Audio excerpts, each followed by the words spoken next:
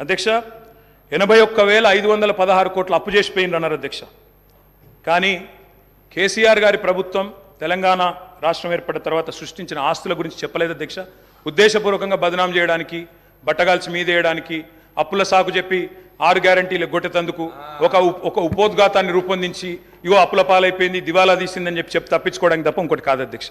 అధ్యక్ష ట్రాన్స్కో, టీఎస్ ట్రాన్స్కో అధ్యక్ష, ఇంకొక మాటలో చెప్పాలంటే అధ్యక్ష, వీళ్ళు అప్పచెప్పిపోయినాడు 2014లో విద్యుత్ శాఖ అతి భయంకరమైన శాఖ అధ్యక్ష. అతి భయంకరమైన శాఖ, అత్యంత దురవస్థలో మాకు అప్పచెప్పిపోయినారు. అప్పచెప్పిపోయినప్పుడు ఏంది అధ్యక్ష పరిస్థితి? 2700 మెగావాట్ల కరెంటు లోటు ఆ రోజు తెలంగాణ ఏర్పడ్డ నాడు. 22,423 కోట్ల అప్పులు మీరు అప్పచెప్పినాడు మాకు. 22,423 కోట్ల అప్పులు అధ్యక్ష. ఆనాడు ఇది ఆ రోజు మీరు అప్పచెప్పినప్పుడు అప్పులు 22,000, లోటు 2,700 అధ్యక్ష. ట్రాన్స్కో ఆస్తులు అధ్యక్ష, లెక్క వాళ్ళేమో అప్పులు చెప్పారు, నేను ఆస్తులు చెప్తున్నా.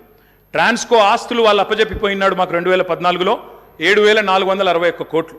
ఈరోజు అధ్యక్ష ట్రాన్స్కో ఆస్తులు మళ్ళీ తిరిగి మేము వాళ్ళకి అప్పచెప్పినప్పుడు 24,476 కోట్ల అధ్యక్ష. జెన్కో ఆస్తులు అధ్యక్ష, టీఎస్ జెన్కో ఆస్తులు ఆనాడు 19,607 కోట్లు 2014లో, ఈరోజు 53,963 కోట్ల అధ్యక్ష. అధ్యక్ష డిస్కామ్లు ఎన్పీడీసీఎల్, ఎస్పీడీసీఎల్ ఆ రోజు వీళ్ళు మాకు అప్పచెప్పిపోయినాడు మరి చాలా తక్కువ ఉండే అధ్యక్ష. ఈరోజు ఆస్తులు చూస్తే 59,132 కోట్లు, 81,000 కోట్ల అప్పులు అన్నారు అధ్యక్ష. కానీ ఆస్తులు మా ప్రభుత్వం సృష్టించింది మొత్తంగా కలిపితే 1,37,571 కోట్లు. ఇది వాస్తవం అధ్యక్ష.